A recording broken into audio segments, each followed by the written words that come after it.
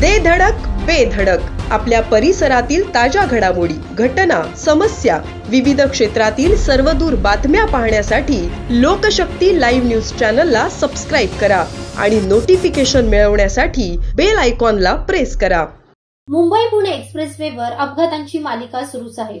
दिनांक 28 जून रोजी दुपारी मुंबई पुणे एक्सप्रेसवेवर 3 वाहनांचा विचित्र अपघात झाला। एका मालवाहू कंटेनरने समोरील कारला जोरदार धडक दिल्याने हा भीषण अपघात झाला। त्यानंतर कंटेनरने समोरील तिसऱ्या अज्ञात वाहनालाही धडक दिली। या तिहेरी अपघातात कारमधील 2 जण जागीच मृत्युमुखी पडले असून अन्य 2 जखमी झाले आहेत। मुंबई पुणे एक्सप्रेसवे वरून पुण्याहून मुंबईकडे जाणारा कंटेनर क्रमांक MH46BM1535 हा माल घेऊन जात असताना बोरघाटात उतारावर चालकाचे नियंत्रण सुटले। भरधाव कंटेनरने समोरील वॅगनार कार क्रमांक MH43BE8562 याला जोरदार धडक दिली।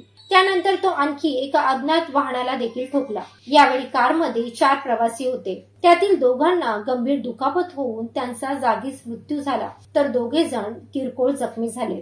या अपघाताची माहिती मिळताच IRB पेट्रोलिंग, देवदूत यंत्रणा, डेल्टा फोर्स, महाराष्ट्र सुरक्षा बल, लोकमान्य हॉस्पिटलची टीम, अपघातग्रस्त टीमचे सदस्य, खोपोली पोलीस, बोरघाट पोलीस आदींनी तात्काळ घटनास्थळी दाखल होत कारमध्ये अडकलेल्या प्रवाशांना बाहेर काढून पुढील उपचारासाठी MGM रुग्णालयाकडे रवाना केले, तर मृतांचे मृतदेह खोपोली नगरपालिका हॉस्पिटलमध्ये पाठवण्यात आले। लोकशक्ती लाईव्ह साठी दत्तात्रय शेडगे, खोपोली। अशाच सच्चाई दर्शवणाऱ्या बातम्या पाहण्यासाठी लोकशक्ती लाईव्ह न्यूज चॅनलला लाईक करा, शेअर करा आणि सबस्क्राईब करा।